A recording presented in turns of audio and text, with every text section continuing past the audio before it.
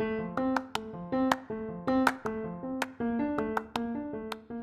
you have ever thought about starting your own podcast, you should check out Riverside. Riverside is an online recording studio that lets you record podcasts and video in studio quality from anywhere. And if you click on the affiliated link in the episode description and you buy a subscription, you will also be supporting the podcast.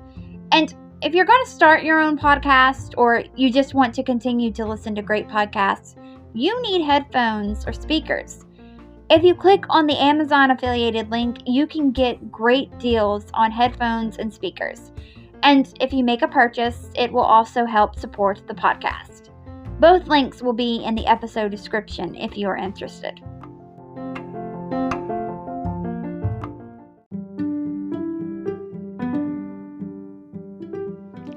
Hi, I just wanted to address my voice.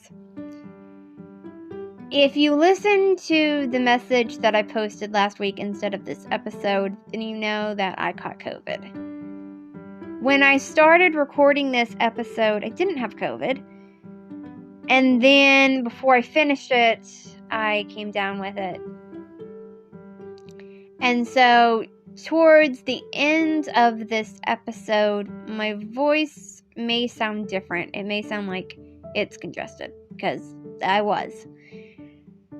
I hope that my congested voice doesn't sound too annoying. And I hope my regular voice also doesn't sound annoying. And I hope that it doesn't distract you from the story.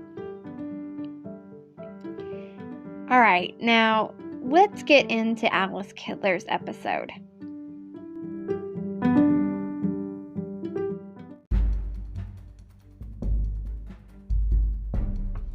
The separation of church and state is not a new concept. It is something that many societies have been trying to achieve now for, honestly, centuries.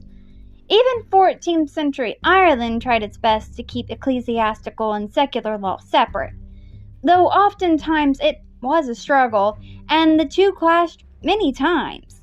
And when you mix a wealthy woman who had powerful friends and a string of dead husbands with jealous stepchildren and an overzealous bishop, you get one hell of a pissing match between church and state, and one interesting story.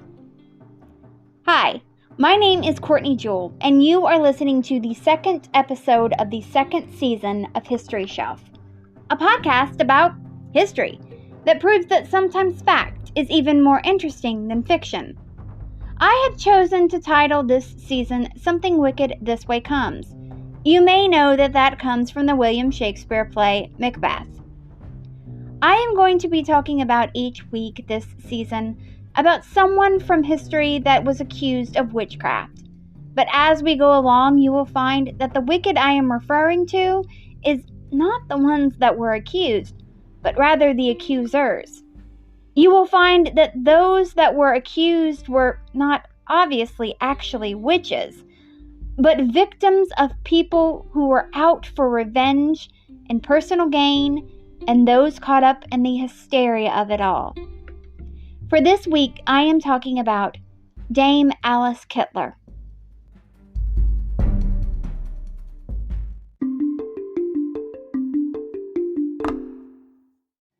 Historians have debated whether Alice was born in 1263 or 1280 in Kilkenny, Ireland. All the sources that I have found say that Alice married her first husband between 1280 and 1285. So I'm going to assume that Alice was born about 1263. Alice was born into a wealthy family. Alice's parents were Flemish merchants that moved to Kilkenny in the mid-13th century. Their names are unknown.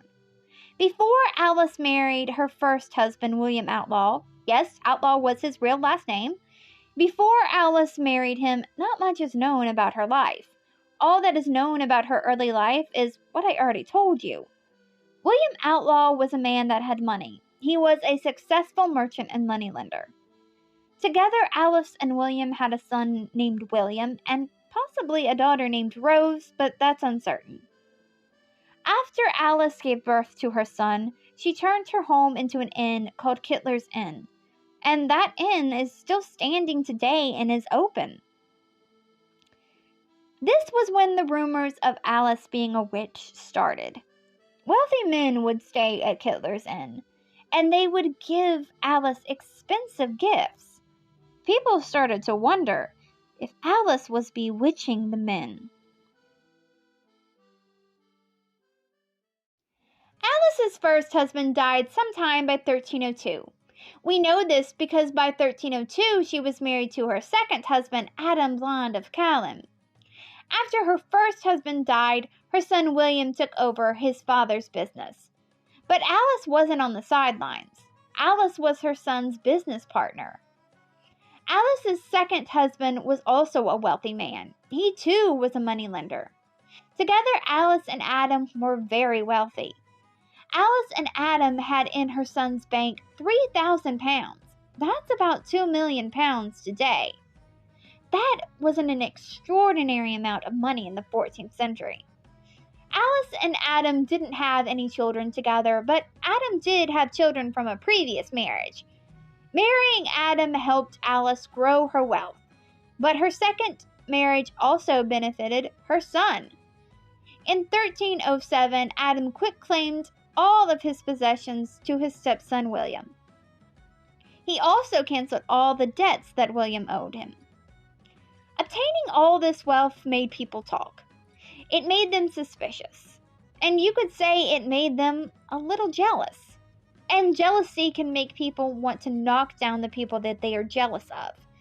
People started to wonder just how Alice's first husband died.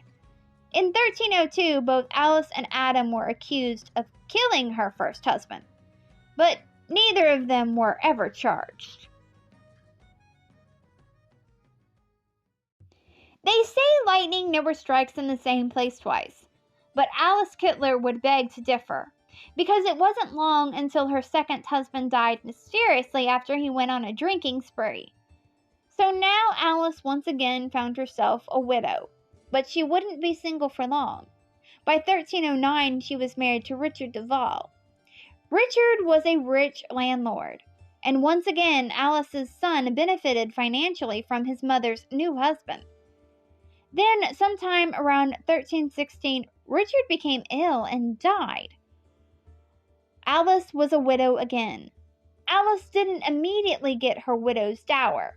Richard had children from a previous marriage that kept Alice from her money. They kept it from her until Alice took her stepson Richard to court for it. Alice's stepchildren were furious that they had to give Alice some of their father's wealth. This would start a chain of events.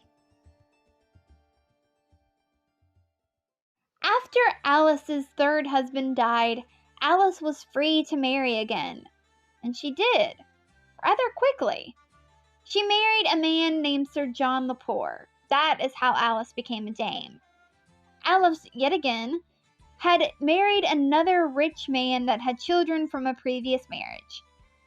Things were all fine until John started to feel sick. He was weak. His hair and nails were falling out. Any hair that remained was gray. John didn't think it was normal. He was healthy before he married Alice. Now, about 8 years into their marriage, and his health was steadily declining. John made the claim that Alice was poisoning him. John died in 1324. But before he died, John changed his will to favor Alice's son William over his own children, in spite of believing that Alice was trying to kill him. Alice, now known as the Merry Widow, now had even more stepchildren that were angry at her due to the fact that they didn't get the fortune they believed that they deserved. How the next part of the story unfolded is a little unclear. Some sources say that after John died, his children contacted Richard Ledreed, the Bishop of Ossory. Some other sources say that John told the friars at St. Francis that he feared that his wife was trying to poison him to death, and the friars contacted the bishop. But how exactly Richard Ledreed was contacted is not all that important. What is important is the fact that Richard was informed that Alice was suspected of witchcraft. Richard took the task of stomping out heresy seriously. And Richard didn't just want Alice to pay for all her alleged crimes. Richard also wanted Alice's son, friends, and servants to pay. Many people were against Alice. Her stepchildren certainly wanted to see her punished. And as I said earlier, people suspected that Alice used witchcraft even before her first husband died. But Alice did still have some people that were on her side. One of those people was the brother of her first husband. His name was Roger Outlaw. Roger was the Lord Chancellor of Ireland. Richard wrote to Roger wanting a warrant for Alice's arrest. Roger, who wholeheartedly believed in Alice's innocence, refused to fulfill Richard's request. Meanwhile, Alice ran off to Dublin to avoid being captured. Richard then, unsuccessfully, tried to charge Roger with heresy. He also charged Alice's son William with heresy and harboring and protecting heretics. But William had friends in high places. He was friends with the Seneschal of Kilkenny, Arnold Lepore. A seneschal is a governor or other administrative or judicial officer. Arnold believed Richard had no right to go after Alice and William. At this time, witchcraft was a petty crime that was handled by the local authorities. During this time and place, Christian and pagan views often mixed together. Magic was believed to be real, but it wasn't believed to be evil. So Arnold didn't go after Alice or William. Instead, Arnold arrested Richard. Richard was arrested and held for 17 days. He was held until William's day that he had to appear in the bishop's court had passed. While Richard was in prison, Arnold sent a crier out to every market village to see if there was anyone that wanted to make a complaint against Richard. William did his own digging to try and save himself and his mother and bring Richard down. William went to the archives of the Chancery of the Liberty of Kilkenny to see if there were any accusations against Richard. William got lucky and found one, but it had been canceled. William then wrote out the accusation and rubbed the writing with his shoe to make it look like it had aged before he gave it to Arnold. Arnold asked the bishop about the accusation, but Richard said that he didn't have to answer to him. After 17 days, Arnold sent his uncle, the Bishop of Lochlan, and the sheriff to release Richard from prison. But being a bit overdramatic, Richard refused to leave. He said, quote, "It will not do for a bishop imprisoned for his faith in Christ to walk out of this prison as if he were a thief or a murderer," end quote. So he didn't leave the prison until he was in full regalia. After his release, he continued on his mission to take down Alice Kyteler. He again cited both Alice and William to appear before him, but the day before they were supposed to appear, Richard was ordered to appear in Dublin before the Justiciar of Ireland to explain while he was in prison why he placed an interdict on his diocese. He also had to answer the complaints Arnold made against him. Interdicts were taken very seriously. Marriages, burials, and even more importantly, baptisms could not take place in the diocese while an interdict was in place. Richard didn't want to go to Dublin. He said that he feared traveling through Arnold Lepore's land. The vicar of the Archbishop of Dublin did not accept his excuse, and the interdict was lifted. Richard did not let up on his pursuit of Alice, but Alice fought back. She accused Richard of defamation of character. She claimed that she had been excommunicated without a summons or a conviction. She appealed on these legal grounds to the Dublin court. Richard was summoned to appear, but he sent a proctor to explain his case. Arnold Lepore tried his hardest to fight for Alice, but the tide was turning. Alice could sense it in the air that the court would not be on her side, and her situation was dire. Alice was facing 7 charges. Alice was charged with denying the power of Christ and the church. They believed instead that she was worshiping the devil. She was charged with sacrificing animals to the demons Artis Filius and Robin Artisan, and asking the demons for advice on witchcraft. She was also charged with having sex with the incubus Robin Artisan. People claimed that her incubus could shapeshift into a cat, a black dog, and a black man. This was the first time someone was accused of gaining powers of witchcraft by having sex with a demon, but it would not be the last. In fact, that would become a regular occurrence in witchcraft accusations in the 16th and 17th century. Alice was also charged with holding coven meetings and burning candles made from human fat in the church at night without permission. I find the word permission on that charge to be hilarious. Would the church have been okay with Alice holding coven meetings and burning candles made from human fat in the church if she would have just asked nicely? Alice's alleged coven included Robin of Bristol, John Gallerson, Ellen Gallerson, Sysot Gallerson, Anota Lang, Eva de Brownstown, William Payne de Bully, Alice Favor, Petronella de Meath, and Petronella's daughter, who was either named Basilia or Sarah. This was another way this case made history. This was the first time people were being charged as a group and not as individuals. Another charge against Alice was making dark magic-based powders, ointments, and potions. She apparently made these powders, ointments, and potions with, but not limited to, body parts of unbaptized children, worms, a skull, and chicken innards. These powders, ointments, and potions allegedly were used to corrupt her husbands and draw people away from Christianity. Investigators claimed that they found a pipe of ointment in Alice's room. A pipe of ointment was believed to be able to make witches fly. This was used as evidence against Alice.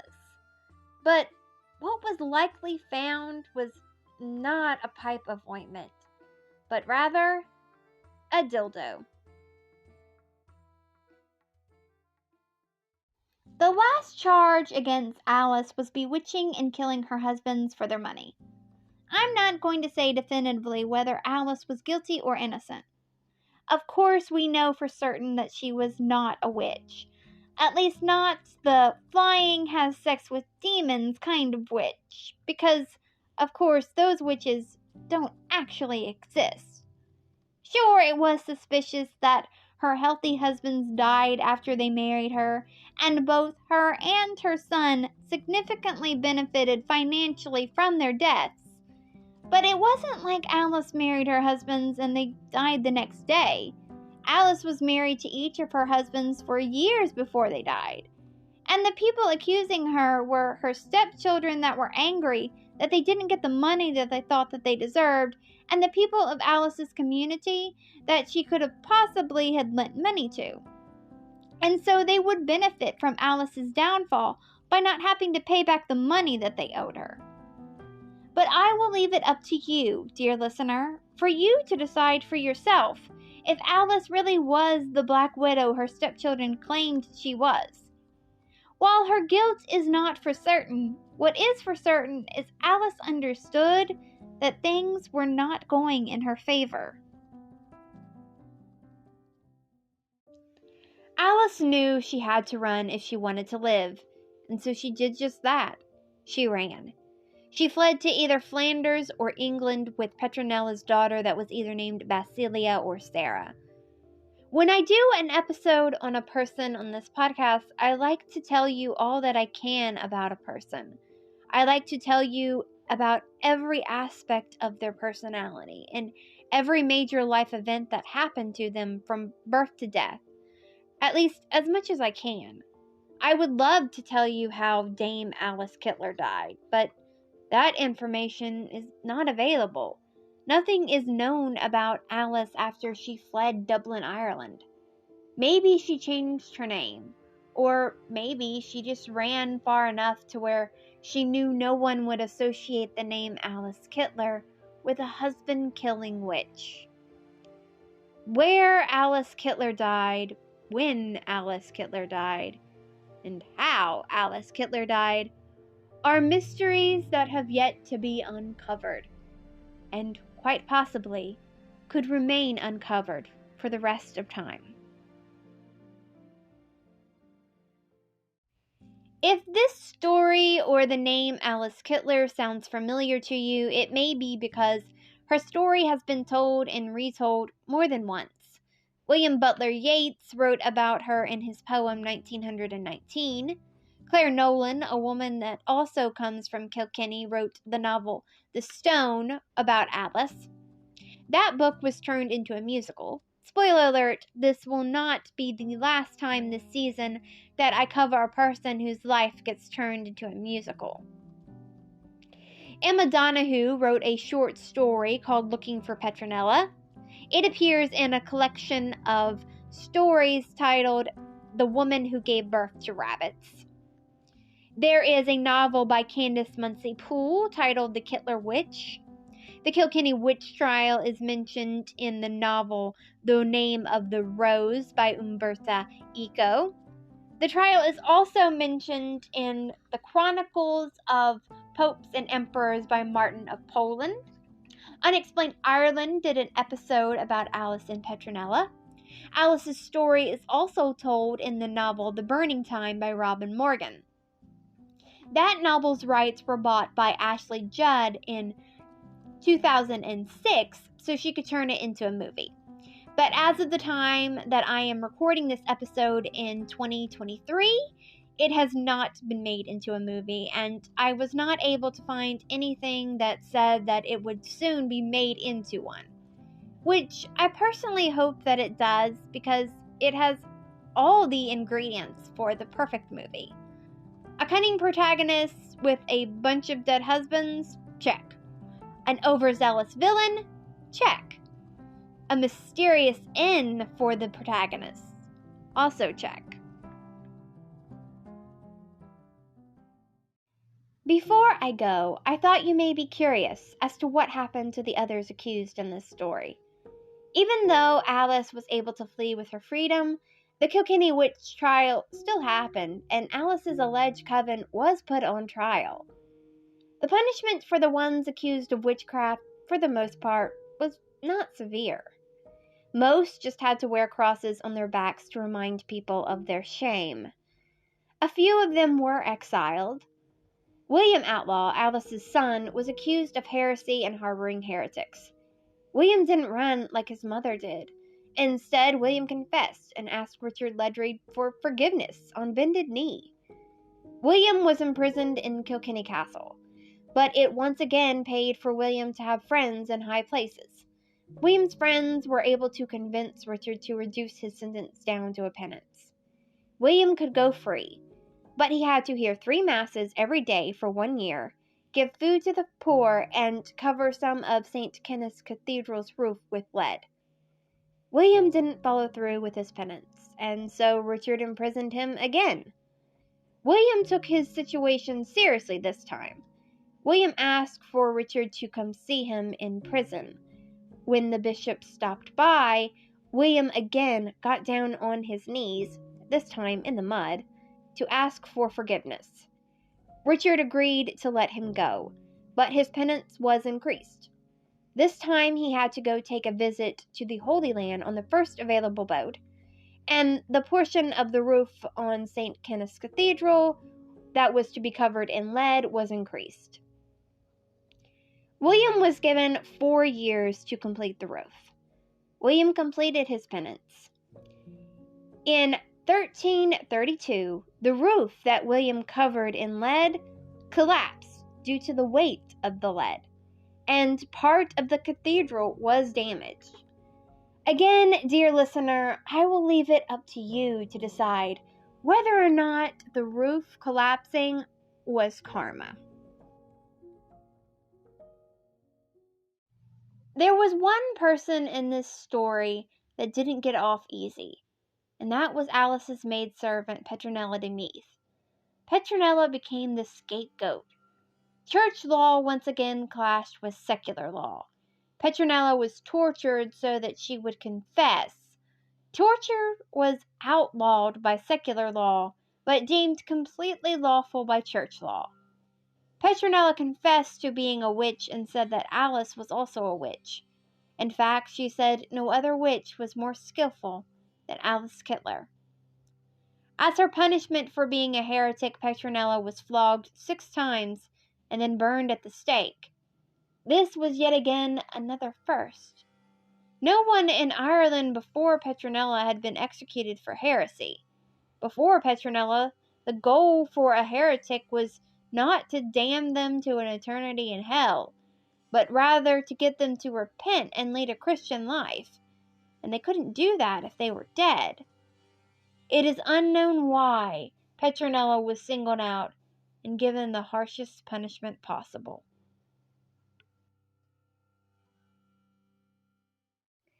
And that was the life of Dame Alice Kyteler. Thank you so much for listening to the second episode of the second season of History Shelf. There are 15 episodes planned for this season. Next week's episode is going to be about Agnes Bernauer. I hope you come back for that. Before I go, I wanted to thank you for being patient with me. This episode was supposed to premiere on January 31st, 2023. But then I got COVID and I was unable to record. I am feeling much better now. I am still congested, as I'm sure you can hear, and I get tired easily, but I am feeling a whole lot better than I was last week. And hopefully I will not be sick for the rest of the season. Before I go, I also wanted to remind you that you can follow this podcast on social media. The Twitter is at HistoryShelfPod. The Instagram is at History_Shelf_pod. And the Facebook page is History Shelf Podcast. If you want to support this podcast financially, you can do that 2 ways. One way is you can buy merch from this podcast's merch store. If you head on over to this podcast's Twitter, underneath the description is a link to the merch store. You can also support this podcast by becoming a Patreon. This podcast is always going to be free, but there are some perks that come along with becoming a Patreon.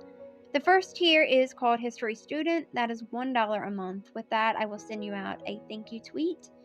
The second tier is History Fan, and that is $3 a month. And with that, you get the first tier, plus you get to vote in a poll that helps me choose the theme for the next season of this podcast.